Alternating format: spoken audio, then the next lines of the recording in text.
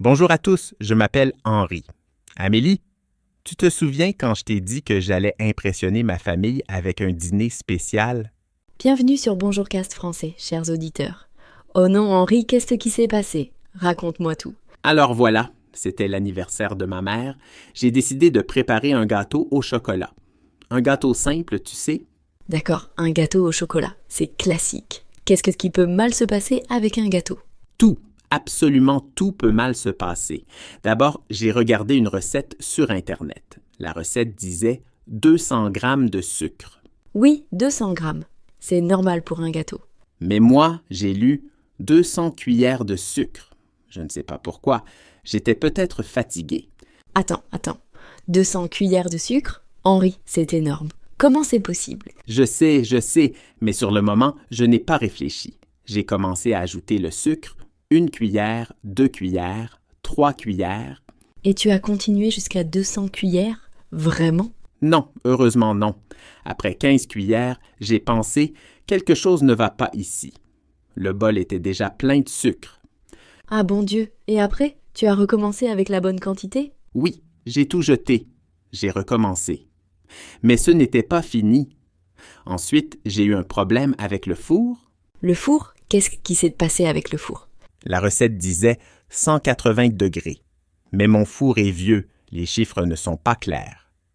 Oh non, tu as mis combien de degrés? 280 degrés. J'ai confondu les chiffres. Le gâteau a cuit trop vite, trop fort. C'était un désastre. Le gâteau était brûlé. Attends, ce n'est pas tout. J'ai mis le gâteau dans le four. Après 10 minutes, une odeur bizarre est arrivée dans la cuisine. Une odeur de brûlé? Exactement. J'ai ouvert le four. Le gâteau était noir, complètement noir, comme du charbon. Oh là là! Et ta famille était déjà là? Non, pas encore. Mais ils allaient arriver dans 30 minutes. J'ai paniqué. Qu'est-ce que je pouvais faire? Tu as essayé de faire un autre gâteau rapidement? Oui, j'ai couru au supermarché. J'ai acheté un gâteau déjà prêt.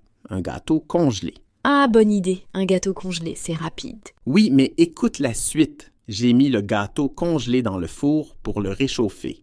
Mais j'ai oublié d'enlever le plastique. Le plastique? Henri, tu as mis le gâteau avec le plastique dans le four? Oui, je sais, c'est terrible.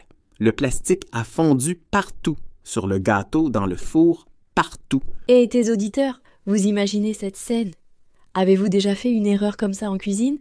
Écrivez-nous dans les commentaires. Alors maintenant, j'avais 2 gâteaux ruinés. Un gâteau brûlé et un gâteau avec du plastique fondu. Qu'est-ce que tu as fait? Ta famille allait arriver? J'ai couru encore au supermarché. Cette fois, j'ai acheté une tarte aux pommes. Une tarte simple déjà prête, sans plastique. Parfait. Et ça a marché? Presque. Je suis rentré à la maison.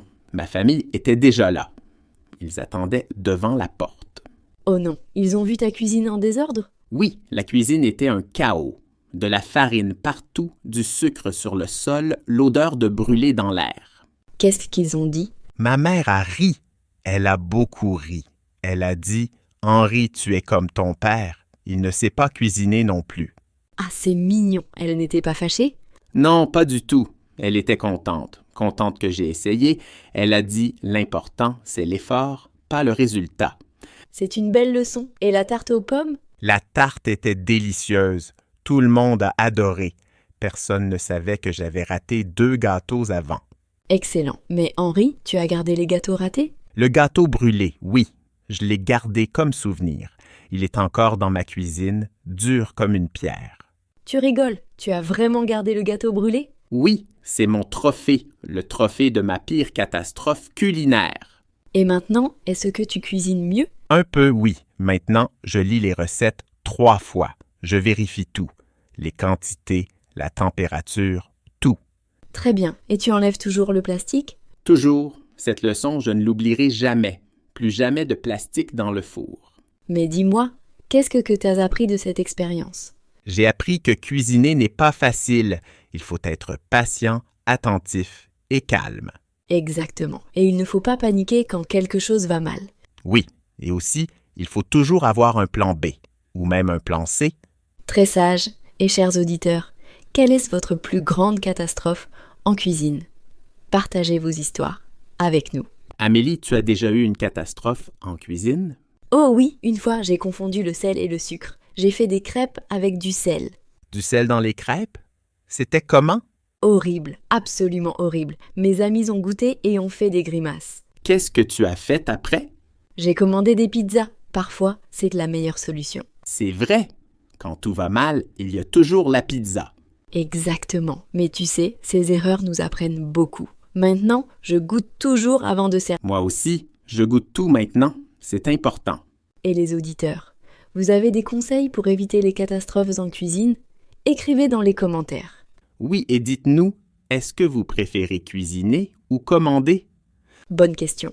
Moi, j'aime cuisiner, mais parfois, commander, c'est plus sûr. Surtout après mon histoire avec le gâteau. Ma famille me taquine encore aujourd'hui. Il te rappelle cette histoire souvent? À chaque réunion de famille, mon frère dit toujours « Henri, est-ce que tu apportes un gâteau brûlé aujourd'hui? » C'est drôle, mais c'est gentil aussi. Il rit avec toi, pas de toi. C'est vrai, et maintenant, je ris aussi. C'est devenu une blague familiale. C'est ça qui est important, pouvoir rire de nos erreurs. Absolument.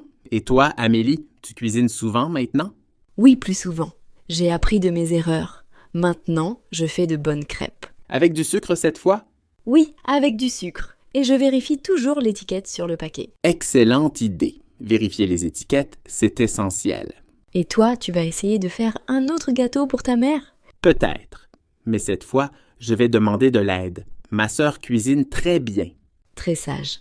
Demander de l'aide, ce n'est pas une faiblesse. Non, c'est intelligent. Pourquoi souffrir seul quand on peut cuisiner ensemble? Exactement. Cuisiner ensemble, c'est plus amusant aussi. Oui, on peut parler, rire et apprendre.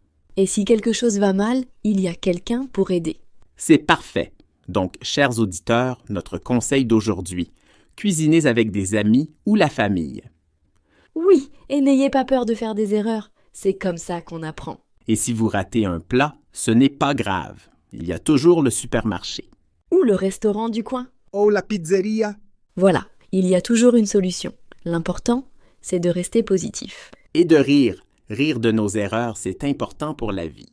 Tout à fait. Et maintenant, chers auditeurs, c'est votre tour. Racontez-nous vos histoires. Oui, quelle est votre catastrophe culinaire préférée? Écrivez dans les commentaires. Et dites-nous si nous aussi. Qu'est-ce que vous avez appris de vos erreurs en cuisine? On adore lire vos histoires. Elles nous font toujours sourire. Et elles nous montrent que nous ne sommes pas seuls. Tout le monde fait des erreurs. C'est vrai, même les grands chefs ont commencé par brûler des plats. Absolument, la perfection n'existe pas. Il y a seulement la pratique et l'amélioration. Bien dit, Amélie. Et sur ces belles paroles, nous arrivons à la fin de notre épisode.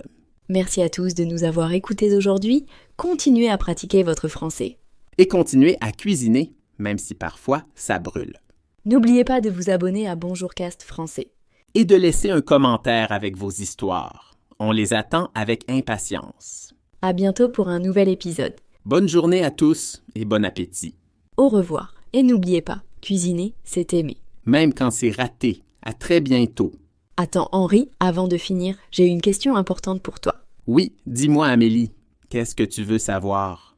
Est-ce que tu as essayé d'autres recettes après le gâteau? Je suis curieuse. Oh oui, j'ai essayé de faire une omelette la semaine suivante. Une omelette, c'est plus simple qu'un gâteau, non? C'est ce que je pensais, mais non, j'ai cassé 6 œufs dans le bol. 6 œufs, c'est beaucoup. C'était pour combien de personnes? Pour moi seulement. La recette disait 2 œufs, mais j'ai mal compris encore.